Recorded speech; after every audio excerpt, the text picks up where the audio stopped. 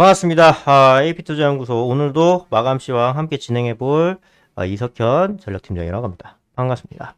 자, 오늘도 세 개의 어떤 이제 항목으로 나눠볼 텐데 첫 번째 시장지수 점검 한번 할 거고요. 그리고 두 번째 유의미한 개별 종목 진단, 마지막 세 번째로 향후 전망 이렇게 짤막하게 말씀드리고 마치도록 하겠습니다. 자, 오늘 코스피하고 코스닥 등락을 보자면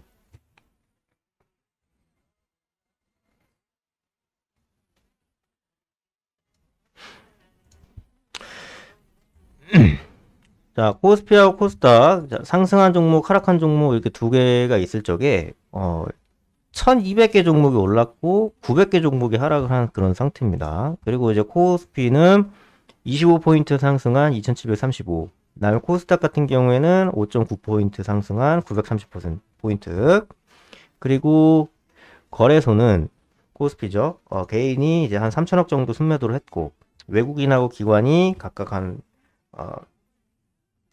2,900억 정도 순매수를 한 상황. 그리고 코스닥은 개인이 917억 순매도를 하고 외국인하고 기관이 1,200억 정도 순매수를 한 상황입니다. 뭐 이제 대충 아예 그냥 지수가 굉장히 좀 좋지 않은 흐름이었다라고는 말은 할 수는 없지만 굉장히 그나마 좀 괜찮은 흐름이었다라고 이제 판단이 되는 게, 왜냐?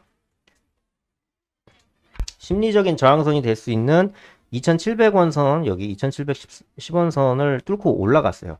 이렇게 되면은 두 가지 추론이 될 수가 있어요. 첫 번째, 내일하고 내일 모레, 지금 이제 목요일하고 금요일이겠죠? 내일하고 내일 모레 다시 이제 밑으로 이렇게 내려와서 다시 한번 2,600원 선을, 요거죠?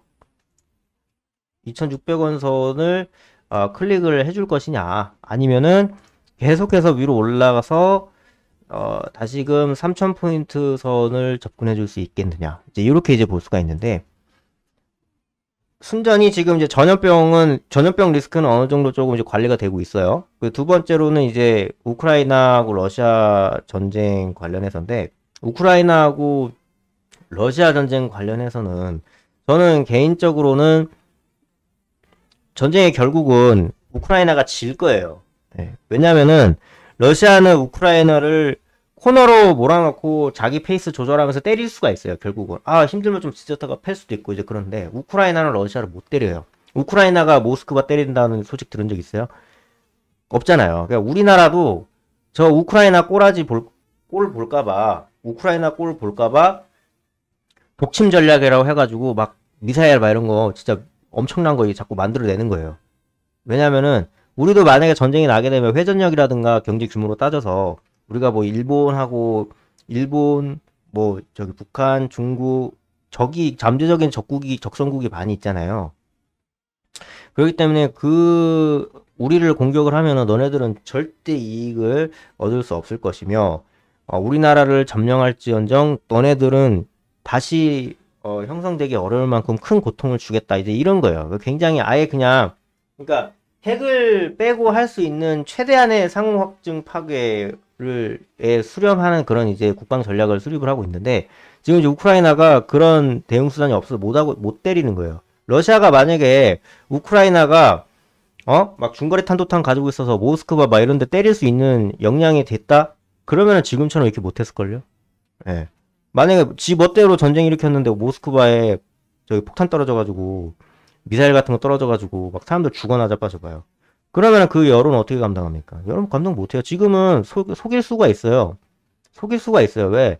별로 그렇게 큰 변화가 없는 것 같거든. 근데 하늘 위에 떨어지는 미사일을 맞고도 푸틴의 거짓말에 속는다? 그건 있을 수가 없는 것이죠. 예, 그렇기 때문에 전쟁이 어찌됐건 간에 뭐 저는 개인적으로 우크라이나가 이겼으면 좋겠어요. 근데 결국은 저는 이제 러시아가 이겨낼 거라고 저는 생각하고, 중국이 러시아 망하되게 가만히 내비둘 리가 없어요. 그 여파를 지금 다 따져보자면 지금 곡물가가 굉장히 급등하고 있고, 또 이제 전체적으로 이제 국채금리도 상승하고 있는데, 시장 지수는 저는 개인적으로 그 두 가지 경우가 있을 거라고 보고 있고요. 두 번째로 이제 유의미한 개별 종목 진단을 해보면, 오늘 이제 상한가로 마무리가 된 종목이 총 3개가 있는데, 첫 번째는 현대사료, 두 번째는 하이스틸, 세 번째는 금강철강인데 다 전쟁하고 관련이 있어요. 지금 밀 가격이 굉장히 많이 올라가고 있기 때문에 곡물가가 급등하고 있기 때문에 사료주가 지금 고공행진하고 있죠. 근데 저는 개인적으로 현대사료가 우크라이나랑 뭔 상관이 있다고 이렇게 올라가는지 솔직히 모르겠거든요. 진짜 모르겠어요. 올린 사람 마음이겠죠. 예. 그러니까 아마 이게 물량 매집을 다 끝냈으니까 자기들 멋대로 이렇게 할 수가 있는 거예요. 뭐 어디까지 올릴지 한번 봅시다. 예, 개인적으로 저는 그렇게 생각해요. 두 번째 하이스틸. 하이스틸 같은 경우도 지금 유럽 지역에 있는 유럽에서 가장 큰 제철소가 지금 이제 먹통이 됐죠. 공격을 받아가지고. 그렇기 때문에 지금 철강주, 중소형 철강주가 지금 이제 힘을 받고 있는 상황이고요. 그리고 마지막으로 금강철강 같은 경우도 마찬가지의 이유예요. 마찬가지 이유 때문에 이 친구가 오늘 별 흐름 없다가, 어제까지만 하더라도 별 흐름 없다가 오늘 굉장히 큰 흐름을 보여줬네요. 예. 저는 개인적으로 금강철강 얘는 일단은 내일 아침에 시초 한번 접근해 보면은 굉장히 좀 좋은 결과가 나올 수 있지 않을까라는 생각을 좀 해봅니다. 당분간은 이 전쟁 이슈가 모든 거를 좀 이제 우리 시장을 장악을 해 갈 것이다라고 저는 개인적으로 생각을 해 가고 있거든요.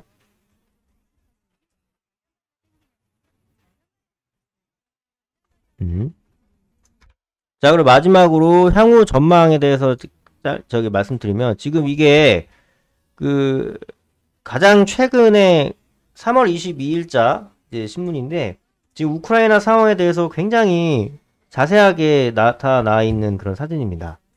잠깐만요.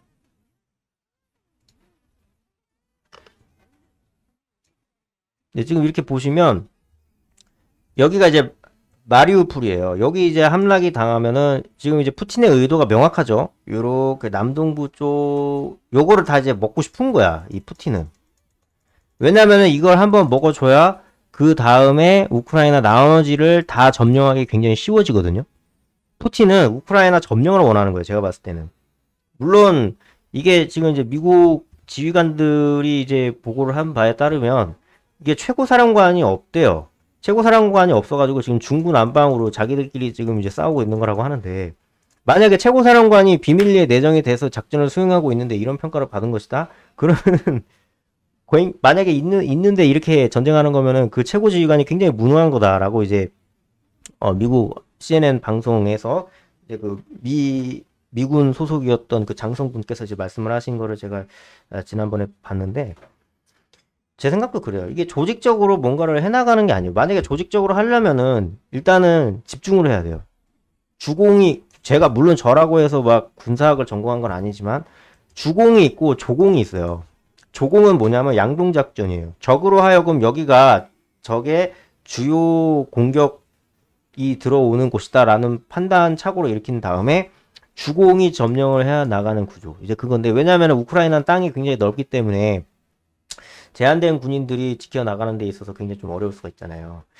그래서 저는 아예 그냥 키예프를 빠르게 점령해 들어가는 게 가장 맞고, 여기를 점령할 게 아니라 그냥 벨라루스라든지 요거 어차피 자기네들 저거 부하잖아요. 아예 그냥 힘을 집중시켜버려가지고 여기 키예프를 함락시키는 편이 낫지 않았나. 근데 저도 생각할 수 있는 거를 푸틴이 생각 안 하고 있었다라는 생각은 솔직히 들지 않고요. 뭐 하자는 건지 모르겠어요, 솔직히. 예. 정말, 지금 제재 굉장히 많이 들고 있어서 하루에 전쟁 비용이 25조예요. 그러면 빨리 끝내는 게 맞지 않을까요? 뭐하러 굳이 여기 공격을 하는지 모르겠어요. 그냥 여기 키예프만 따면 되는 건데. 물론 이제 우크라이나 입장에서는 굉장히 좀 좋은 상황이죠. 예. 러시아는 지금 몰도바도 지금 먹으려고 하고 있어요. 몰도바도 지금 유엔이란다. 저기 나토에 가입 국가가 아니기 때문에. 일단은 당분간은 전쟁 이슈가 모든 거를 침식할 것 같고요. 조금은 본인들이 가지고 있는 종목을 기준으로 투자를 해나가시는 게 바람직하지 않을까라는 생각을 해보겠습니다. 네, 모두들 감사하고요. 내일 다시 뵙도록 하겠습니다.